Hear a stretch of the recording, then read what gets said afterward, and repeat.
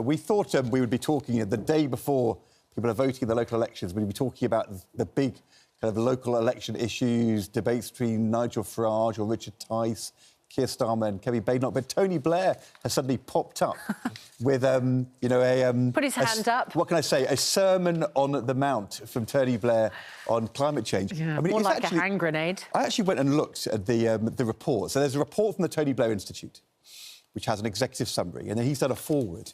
The actual report is actually saying go faster on climate change. It says we face an escalating climate chaos. It says we need to power everything with clean energy, ensure all new generation is zero emissions. The process is moving too slowly to deliver the outcomes needed. But Tony Blair's forward starts with people know the current state of debate over climate change is riven with irrationality, that the current quest is unrealistic and unworkable. I mean, what he's saying is kind of contradictory for his own report, but also totally dumping on everything the government is trying to achieve. Yeah. The day before the local elections, it can't be... I mean, he's a professional. I mean, it's not a mistake. What's he doing? Well, and it's a gift for the Conservatives. It's a gift for reform. You're talking to Richard Tice, Reform Deputy today. Both Reform and the Tories have been very critical of the dash to net zero by 2050, saying it's unrealistic. And they've now got the support of the most successful Labour Prime Minister of the 20th century. Tony Blair... And this is a huge blow for Ed Miliband and his mad green policies. Tony Blair's a fossil fuel who hasn't read his own report. It's quite clear, and he's not worked out the timing. Let's be honest about it. But not only me, but my own newspaper is praising Tony Blair because we think he's speaking for the majority, because what he's saying is the government hasn't taken people with them on this argument because it's costing them a lot of money and they know our impact on climate change is minimal. Actually, it's taken a lot of... Minimal. That's the word he used. And the report does say that. It says India and China have got to pull their weight. Yeah. It's taken a lot of people on it. Don't think this is all unpopular. People do back going to cleaner fuel. So, no, but you're saying it's unpopular. It's not. It is. It is popular. It isn't. Because it's cheaper. Wind and solar energy in the UK is cheaper. We've got the most expensive or oil. No matter Listen to you. No matter how much you charge for it. Because what happens is now we pay for our electricity based on gas prices. For now. Yeah. I'm making a point. You see, he just wants to sound his own hot air. Kevin, look at that. Our energy bills are twice as expensive as France and Germany, 4 times more expensive than America. It is not popular. It's costing people real money, and they can't afford it, and they don't like it, and they agree with Blair. We're doing all this hurt for very little gain. Our electricity prices are higher because they're based on gas prices. Wholesale gas prices. That's what you have to get off. That's the government's You don't understand it again. Kevin, what I do understand is that people watching this programme are screaming at you thinking we're struggling to pay our electric and gas bills because of all the green levies. No, they're not the green levies. It's because it's based on gas prices. The market is broken. And that's what Blair is saying in his report. If electricity If electricity is generated cheaper from solar and wind, we as consumers, when we switch on lights, we should be paying those cheaper rates instead of being based on what he's saying, though, I mean, he says there is a backlash which threatens to derail the whole agenda. And actually, in America, you've seen Donald Trump kind of withdrawing from international action. The last COP summit didn't really make progress.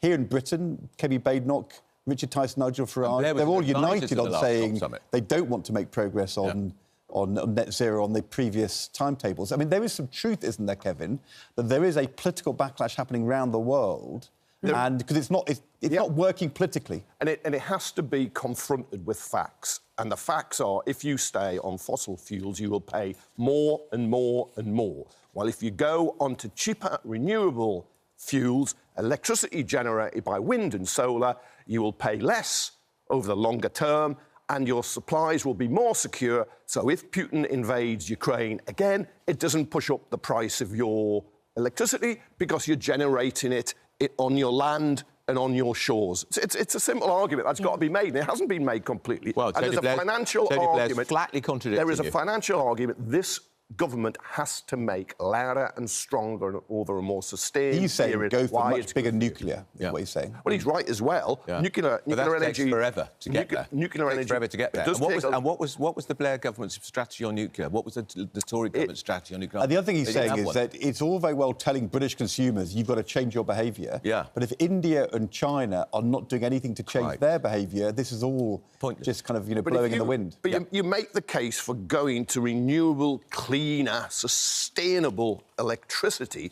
not just because of the climate, but the fact it is secure and it is financially better. They probably don't think it's very secure in Spain or Portugal, do they? Nuclear energy is expensive and it takes a long time. They don't think it's very secure in Spain or Portugal. It's the biggest outage in their history. But the most fascinating because you're talking out your rear, mate. You know, that isn't... It's you're not talking out your rear. It's not proved about Spain or Portugal. The Spanish government have conceded today that the drive to save more heat than light. We could power Britain on the renewable energy from you two.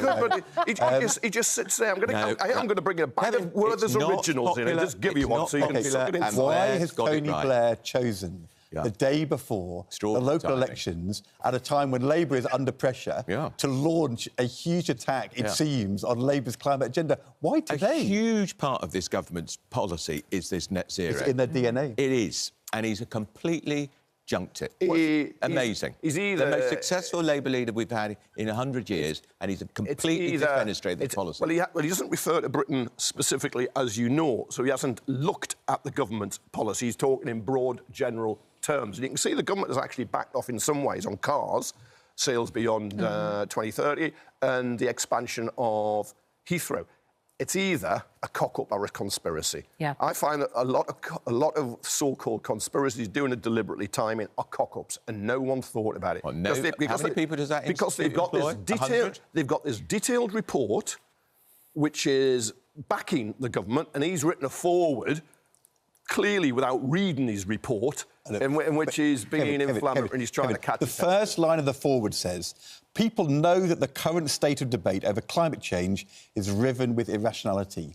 You don't write that as your first sentence if you're a former Prime Minister and think that you're doing anything other than torpedoing the whole climate agenda. Well, hang on a moment, hang on. I just wonder whether that's reflecting what you might be thinking this morning, because I think, Kevin, you would say the irrationality. The debate here is riven with irrationality, but you would point to Andrew and say that he's the one being irrational. So perhaps Sir Tony Blair is expressing what a lot of supporters might think. No, the key he's saying is that their government is not taking people with them because there's this view that we're paying all this extra money and it's not making any gain. Kevin, he's reflecting a reality, which is that the government is not, or governments are not taking voters with them, and that they need to better explain and justify. There is a truth in that, and they have to make the case stronger and better. But actually, net zero, which most people don't quite get what that's about, it's quite popular going for that. If you look at the polling, it is people agree people don't we need to change, and we can change for the better. You don't want to be...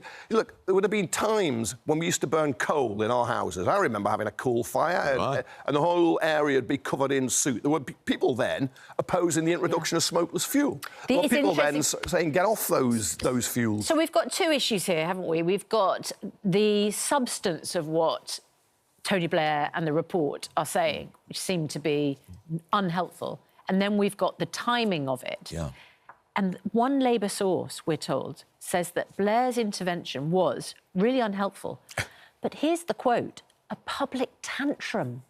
Now, that in itself is not helpful, is it? If you have a Labour source saying that a distinguished former Prime Minister, controversial Prime Minister, but a distinguished former Prime Minister, is having a public tantrum. Well, it's pouring petrol on the fire. Isn't it? In a very fossil fuel way. Voters don't like parties that aren't united. No. They don't like it at all. When you have the Environment Secretary, Steve Reid, on later, I'd be fascinated if he calls it a public tantrum. I suspect he will spend his entire period trying to dampen down the flames. But it's impossible. Getting the phone out. Blair, you know what it's like in families? In families, you have, in families sometimes you have grandparents.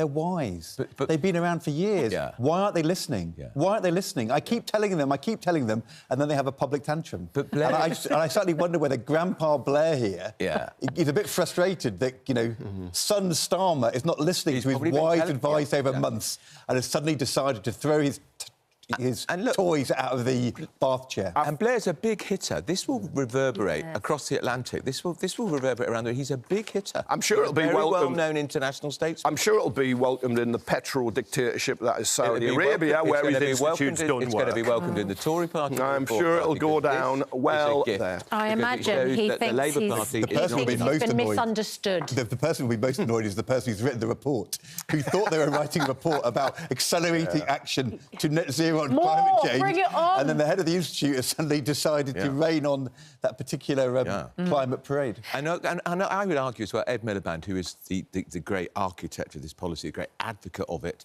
is a very unpopular figure in government, and this is going to make his position look more and more insecure, in my view. Let's talk about something which is very relevant and may even unite the panel here. Fly tippers. Are you for or against, Andrew? It's terrible. It's terrible. Against. Yeah, it's appalling. Right, so we're all against... It's getting worse and worse. We're all against fly tippers. Why are they getting away with it?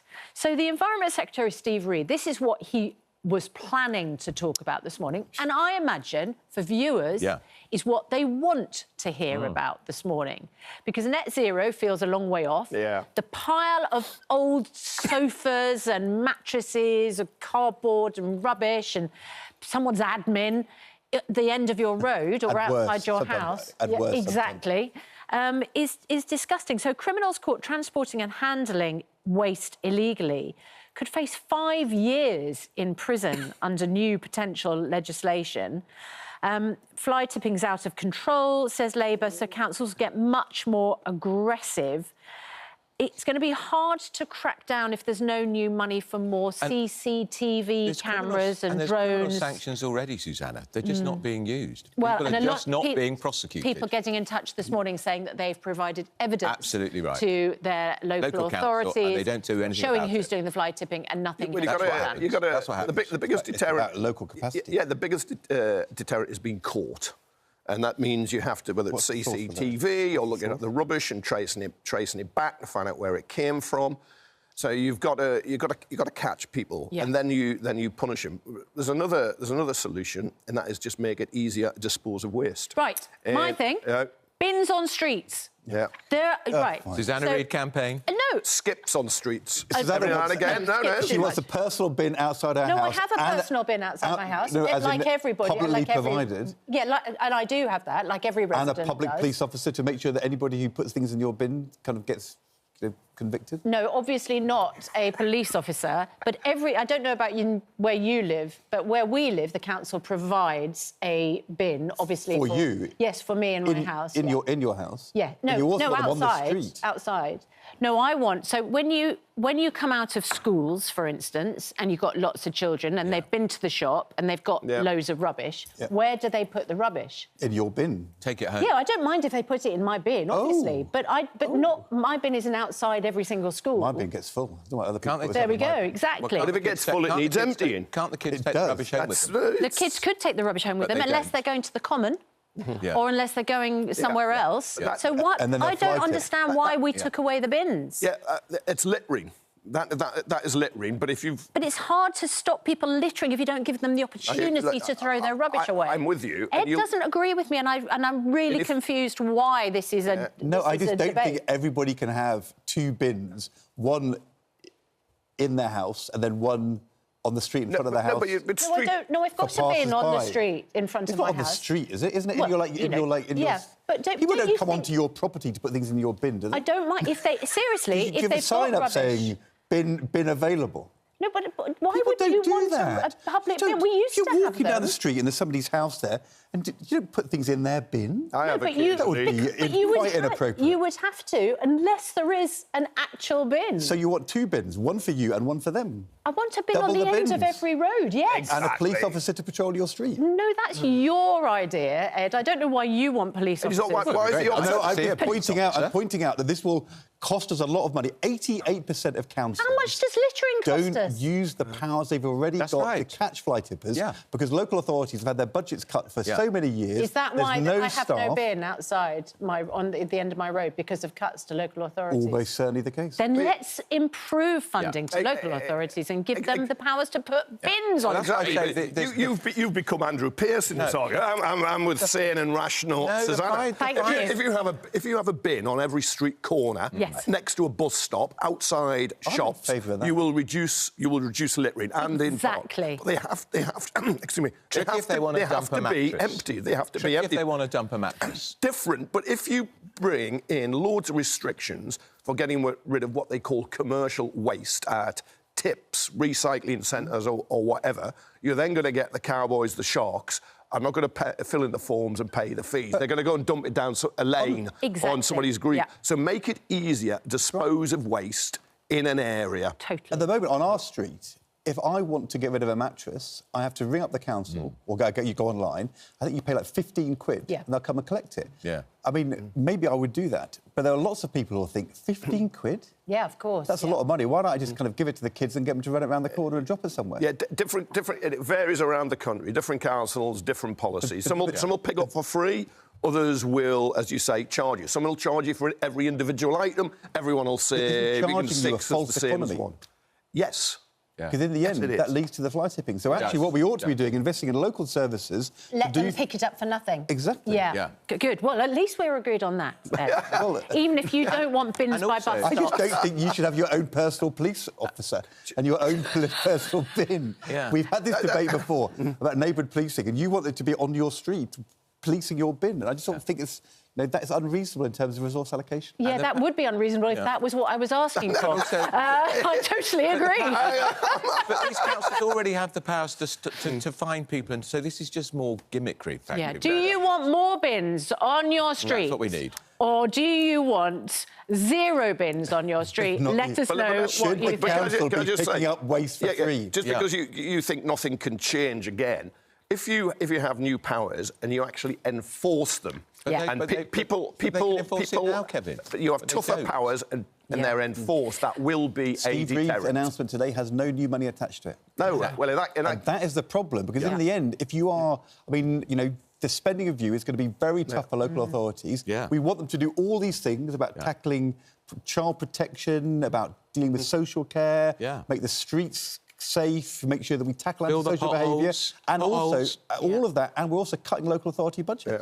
Shall we ask about something else which is going to get people heated, and that is cash in shops. So now a lot of shops say it's card only, we don't accept... In which case I walk out. Do you? Yes, I do. Do you still carry cash? Yeah, I do. Got cash on me now. Have you? Yeah. So I don't carry cash anymore. I always thought of you as having a more regal approach to life. No. Or somebody following along beside you. His own personal police officer with a wallet. I pay cash in cafes. I pay cash when I buy my newspaper. I pay cash all the time. Yeah, OK, so... And if they won't take cash, I leave the shop. Right. Thank you very much. So there is an argument this morning that shops should be forced to carry on. It's legal tender. Yes, it is. I spend a lot of cash. I like to draw it out, and you know you've got it. Most shops do take it, but there are some. They tend to be trendier, like coffee shops. And of course, for the owner, for the owner, there can be no cash falling into pockets where it shouldn't, because everything's on a card. Or there's a problem then if the card system goes down. I'm just not sure I would force every business to take. Well, this is a warning from the Treasury Committee. Businesses may need to be forced to accept coins and banknotes to make sure the UK doesn't drift into a loss of cash acceptance for those who rely on it. They say cash usage has decreased significantly. Well, of course it will, won't it? If shops don't accept it, and could risk creating a two-tier society where vulnerable groups become excluded from community spaces. See, that's an issue. But some people also, particularly poorer people, use cash as a way of budgeting. Exactly. But it's dropped because businesses... when the cash is gone, they know they've got... Businesses find it cheaper and safer, because if you're a business taking cash, you've got to count it all up at the end of the day, then you've got to store it overnight or get it to the bank, where it's all got to be counted The again. Treasury Committee is saying, Kevin, that businesses have got a wider responsibility to society rather than simply I can see that, but I'm not sure I would say every business in law. Older people don't want to use credit cards and things. I've still got a checkbook. I think you'll find it's a lot also of... hard for tips. You know, if you buy a drink in a pub and you do it on a debit card or on your phone, you don't tip. No. Whereas in the old days, when you would give cash, then you might leave the change. Yeah. And actually, so it changes the tipping culture as well. Yes. Right, we are debating that this morning. At 7:10, we have the Deputy Leader of Reform here in the studio, Richard Tice. He'll be thrilled to bits with what Tony Blair has said this morning. Gas-powered. What do you think he's less excited about as they head towards local elections tomorrow? Criticism or questions about some of his candidates. Yeah, let's see if they distance themselves from Trump, because his line manager, boss, Nigel Farage, used to like to play how close he was. Play the Trump card. Not anymore. Kevin, Andrew, thanks very much indeed.